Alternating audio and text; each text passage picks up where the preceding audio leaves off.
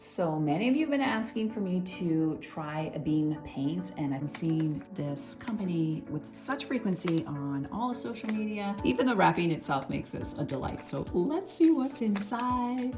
If you're new to my channel, please consider subscribing. It makes a really big difference to me and my work, and it allows me to continue posting free content just like this.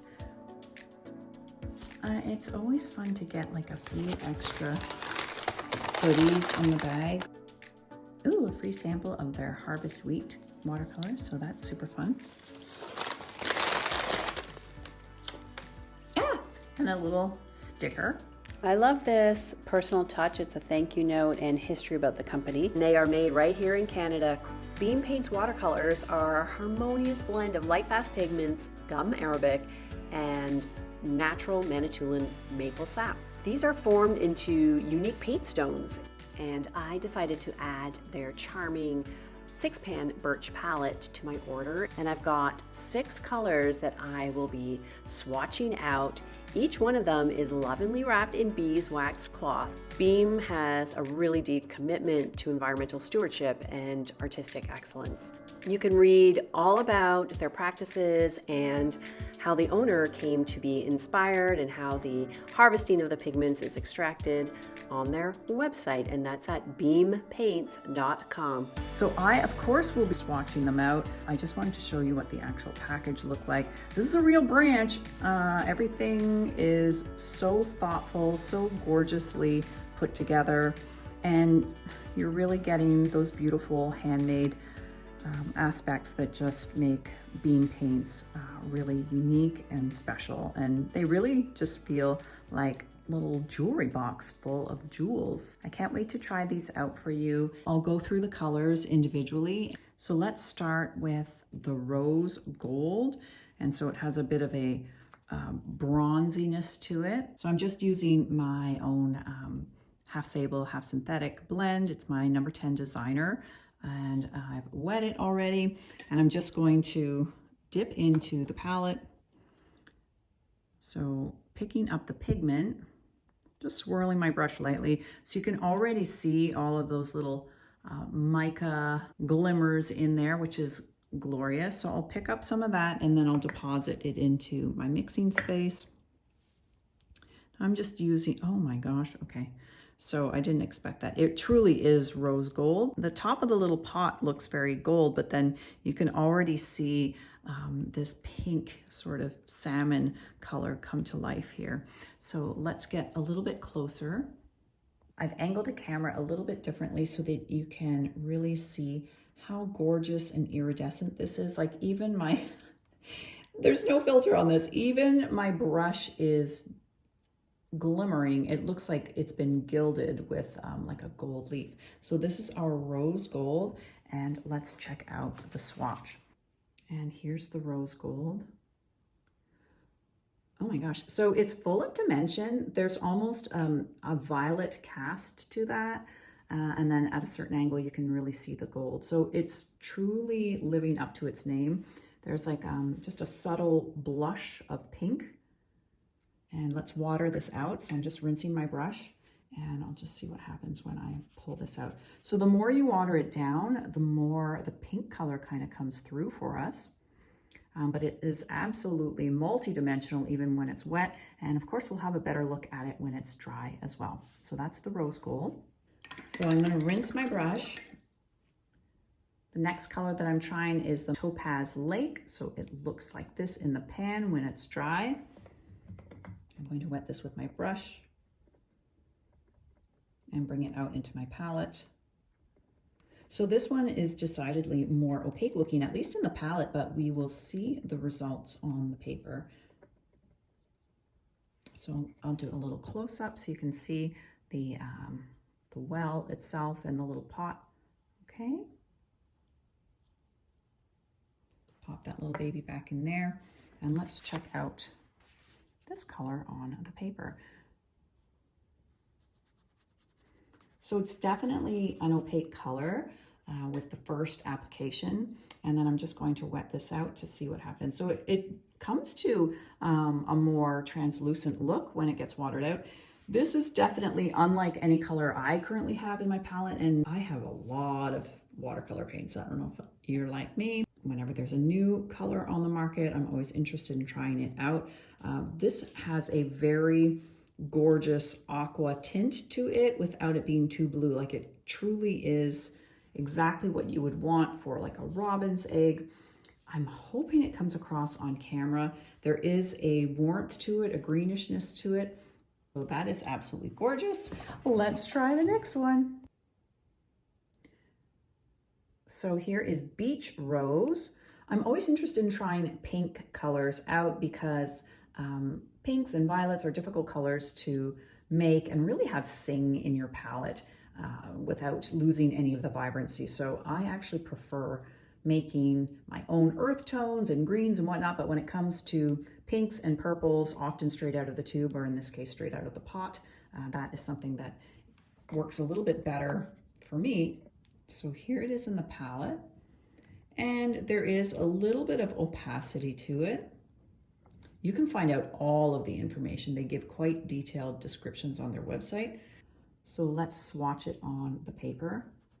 So yes, it definitely, as suspected, has a bit of opacity to it, but I will water this out so that you can see the full range.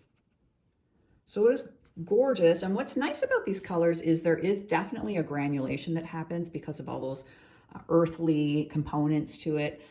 It gives, especially in this 140-pound cold pressed paper, it's giving a really lovely character, which I think would fill your florals with life. So that's a really pretty pink. So the fourth color here is Boreal, and it is a dark kind of natural green. So with water, just wetting the little pot. Of course, you would just leave them in your cute little branch palette, but I'm bringing it closer to the camera for your benefit. So I'm stirring it around, stirring my brush around in the pot, and I'm depositing the color. So this one really seems quite subtle. So it's taking a little moment to become active. Of course, normally, if I'm making a pool of paint, I would use a synthetic brush. I don't like wearing the bristles down on my natural hair brushes. You can always spray your little paints just to wake them up a little bit faster and let them sit there with a bit of water before you start digging in. Something that probably these natural pigments could benefit from. So even with a little bit of pressure and a lot more water, this one is quite subtle and quite transparent. So the pigment is a little more timid here. Let's see what it looks like on the paper. Oh, so it really is a very gorgeous natural green. If you're painting a lot of landscapes, you know how difficult it is to create a natural green color. And it's difficult to also find colors that truly look like nature, but Beam Paints has done a beautiful job here with Boreal.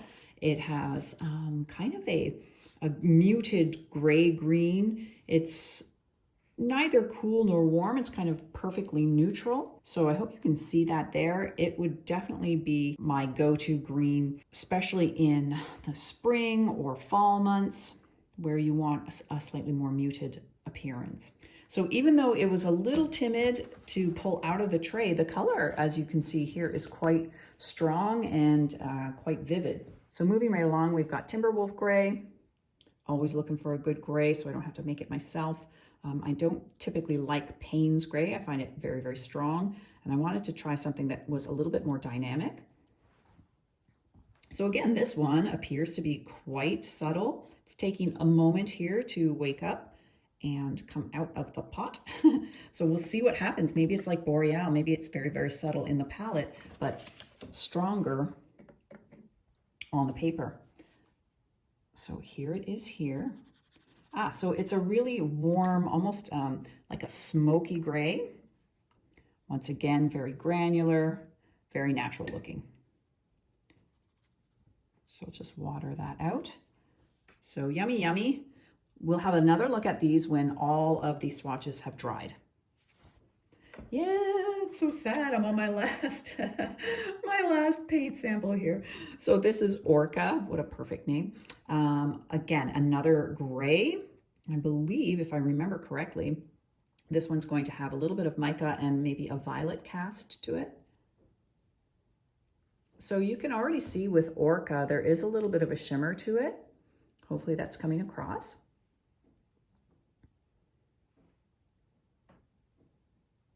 Oh my gosh, it's very pretty. So this one does remind me a little bit of Daniel Smith in terms of its minerality and little mica particles. So here is ORCA.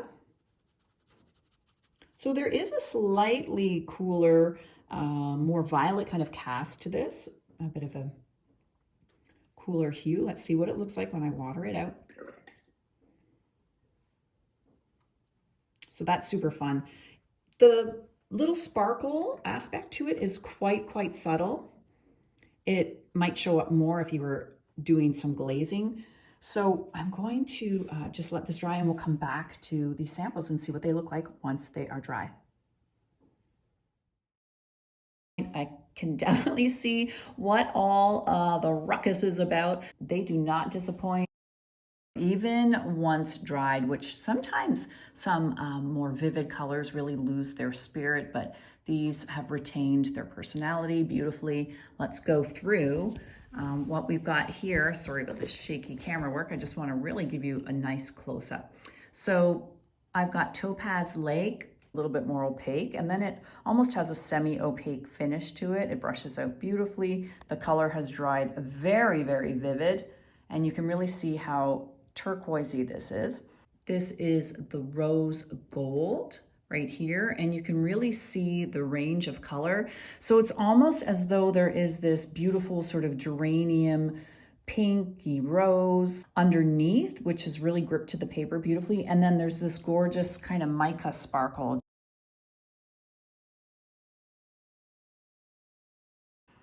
And then moving on, we've got the Timberwolf Gray. And so this is probably the most gorgeous gray I've ever seen. There's no sparkle in this. What you're seeing is granulation and all of the multi-dimension in this pigment. So moving from almost violets and mixing and revealing these gorgeous browns and ochres right down to some sort of sepia tones. It's really difficult to explain, but it's absolutely gorgeous. There's a slight bluish cast to it and a violety cast to it at different angles. I have spent 25 years mixing my own gray because I wasn't happy with the grays that were coming straight out of the tube. But Timberwolf Gray from Beam Paints is probably going to be my new go-to gray. So Boreal was a little bit timid coming out of the pot, but interestingly enough, it was quite a strong, beautiful earthy green. Again, gorgeous granulation, especially on cold pressed paper. You can really see the personality of this paint. These are dry colors. Let me just remind you, these are dry colors and they're still really vivid. Next in line is our Beach Rose, and it looks kind of matte in the pot, but it is very full of life on the paper. And it's a cool pink with some slight opacity. It brushes out really beautifully. I could still see using this in a glazing formula, so don't be shy to use it, even though in full strength it looks a little bit more opaque. And then finally we have ORCA, which had a little bit of a mica sparkle to it. So at a certain angle, you'll be able to see that sparkle. An overhead shot of it reveals that there is sort of like a cool black quality where it's a little bit more dense. The mica diffuses a little bit and it becomes a little bit lighter as it washes out, but it is still there if you catch the light in a special way. So here's the full scale of the colors that I've used from Beam Paints. They've got, I believe, 54 colors to choose from, and they each just look like precious little gems. I would highly recommend them. Check them out to view the full collection at beampaints.com. If you're new to watercolor, I welcome you. It's a beautiful and magical medium, and I've got a whole beginner's list available to you to watch for free, as well as some online videos. Everything is listed below in the description box. Thanks for being here and hope to see you the next time.